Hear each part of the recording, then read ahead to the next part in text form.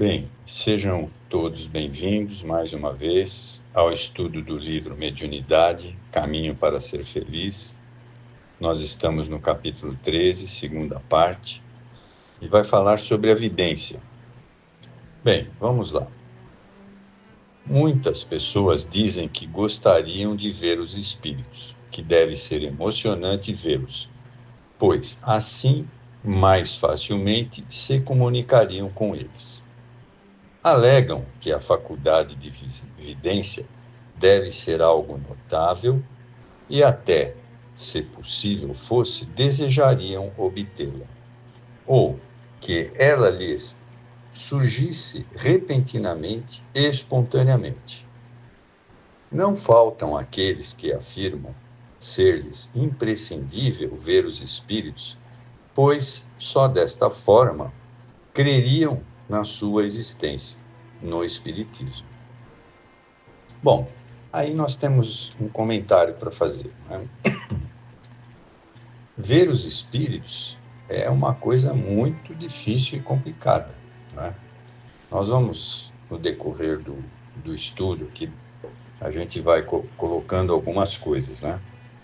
Mas precisaria de muita dedicação do médium, muito estudo, né? Porque pode até causar um desequilíbrio. Então, a gente tem percebido que alguns médiums se desequilibram devido a esse tipo de mediunidade, né? Não é algo tão simples ver os espíritos. Principalmente porque no nosso estágio de reencarnação, de espíritos ainda tentando nos melhorar, nós vamos ver muitas coisas do mundo inferior, que são muito difíceis, né? São espíritos, às vezes, deformados e podem nos causar um certo pavor e nos assustar bastante. Mas vamos vendo aqui o que a Sueli Caldas Schubert fala. Você já sabe que isto não acontece desta forma. Mesmo aqueles que já são médiuns atuantes, psicofonos ou psicógrafos, podem não ter a condição de ver espírito. É, portanto, uma especificidade mediúnica, uma das facetas da mediunidade. A vidência é a aptidão que o médium apresenta de ver os espíritos, sem que necessite entrar no estado de transe. Ele os vê normalmente, acordado e no dia a dia. Isto, porém, não significa que a vidência mediúnica esteja presente o tempo todo. Pode ocorrer em intervalos e em determinados momentos e situações que independem da vontade do médium.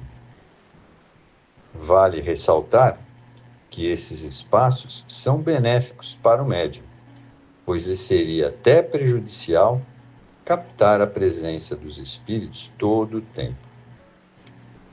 Eu até me recordo de um médium que eu conheci, já desencarnado, que muito tem contribuído em vários trabalhos, o Dr. Reinaldo Leite.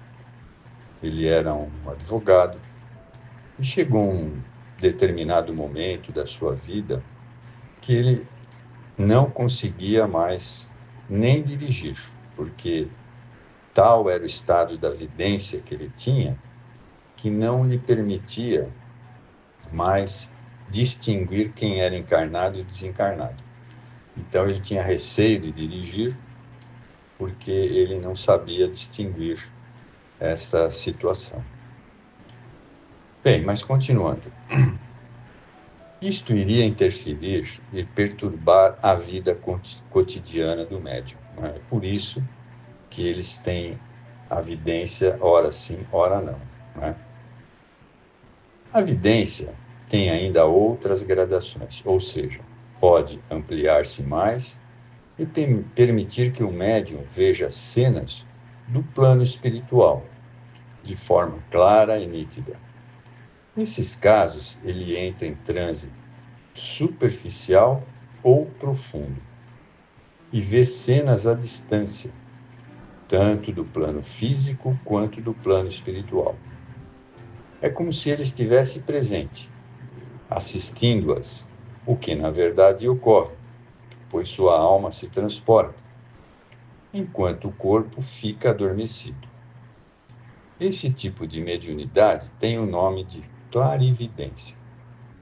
Uma outra coisa que nós podemos ressaltar é que, se apresentarmos um fato mediúnico para vários médiums, cada um deles vai ver alguma coisa daquela situação mediúnica diferente, às vezes, do outro. Vou dar um exemplo. O espírito pode aparecer para 3 médiuns, vamos supor. Um talvez possa ver o espírito por completo. O outro médium talvez veja apenas o rosto. E o outro médium veja apenas o rosto, o tronco e os braços, né? E por que isso? Porque cada médium está num estágio de evolução. Então, nem todos vão ver exatamente a mesma coisa. Mas, continuando, é interessante mencionar que o médium também capta os sons, ouve-os, e é capaz de relatar o que viu e ouviu. Assim, associa-se a vidência à audiência, que é a possibilidade de ouvir os espíritos. Então, nós falamos ali da clarividência e agora da audiência.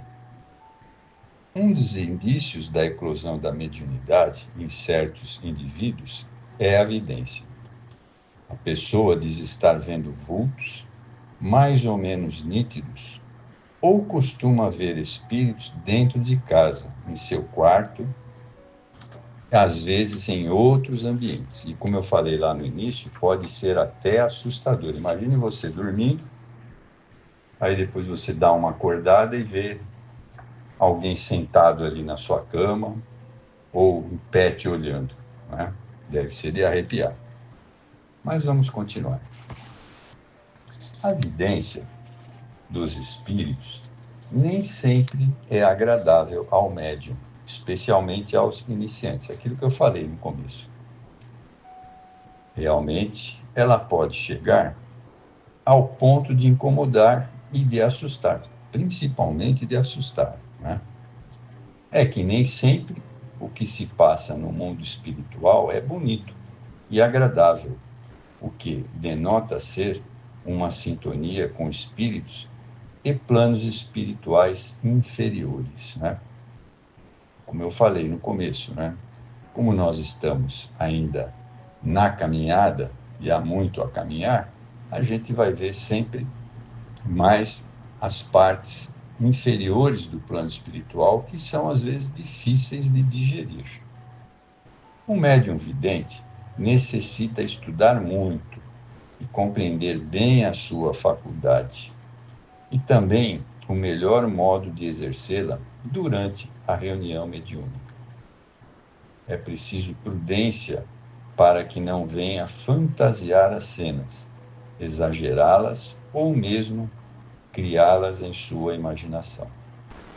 Bem, isso é uma recomendação que eu faço a todos os médiuns, né? Porque os médiuns gostam de falar muito, mas chega um momento em que a gente aprende que a melhor situação é a boca fechada. Porque tem situações que o médium tem pressentimentos, tem situações em que ele acha que viu alguma coisa e não tem certeza, mas a melhor situação é refletir antes de abrir a boca. É uma recomendação que eu faço.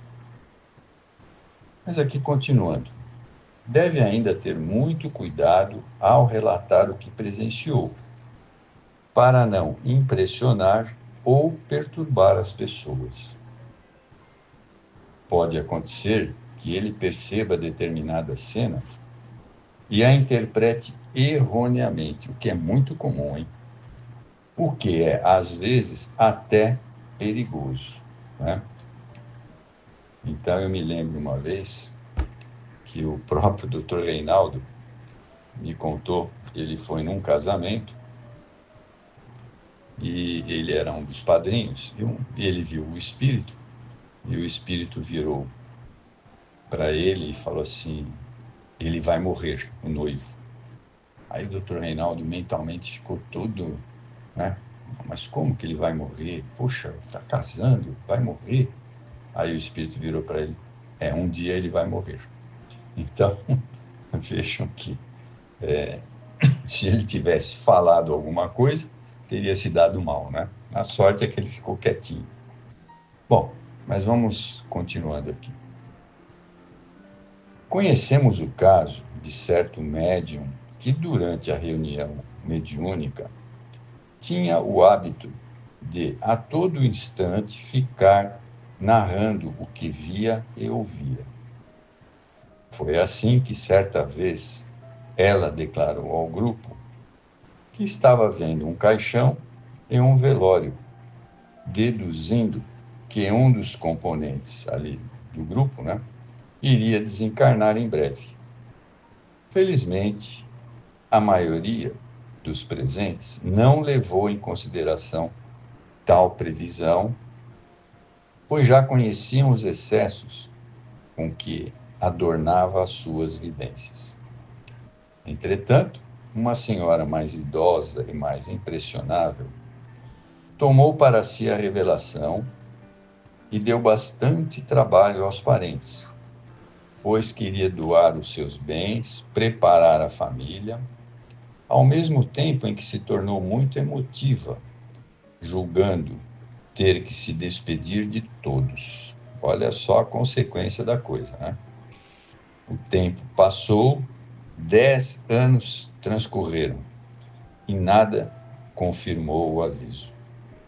Todos ainda estavam encarnados. Mas a médium abandonou a reunião e a tarefa, pouco tempo depois. Então vejam, nada como ter bom senso para as coisas, né? Sempre eu aconselho, boca fechada, analise tudo. Como em tudo mais, o bom senso deve preponderar, e o médio vidente, equilibrado, estudioso e dedicado, filtrará as informações que são oportunas para o grupo. Na reunião mediúnica, as vidências só devem ser relatadas aos participantes após o término das tarefas. Não é necessário que o médium fique a narrá-las o tempo todo, o que confunde os demais, porque cada médium presente pode estar sintonizados em determinadas faixas que diferem daquela que o vidente está captando, né? Então, é aquilo que eu falei, um médium vidente pode ver uma coisa e outro médium vidente está vendo outra coisa totalmente diferente. Então, se essas pessoas forem convocadas a falar, vão ver coisas diferentes e aí vai ficar dúvida, vai gerar dúvida. Então, portanto, quem tem esse tipo de evidência deve guardá-la para si, fazer as anotações necessárias ou verificar aquilo que ele deve relatar e conversar sempre com o dirigente da sessão, para que não hajam problemas desse tipo. Bem, eu vou parar por aqui, porque esse capítulo é um pouco grande e nós vamos continuar daqui a uma semana. Eu agradeço a todos, espero que vocês tenham aproveitado bastante, porque a vidência é uma mediunidade que todos gostariam de ter, mas como vocês podem apreciar aqui o que eu li, nem sempre é algo interessante para se ter como mediunidade, pois requer muito estudo, muita sabedoria e de boca sempre fechada. Mas nós vamos continuar o assunto. Muito obrigado a todos.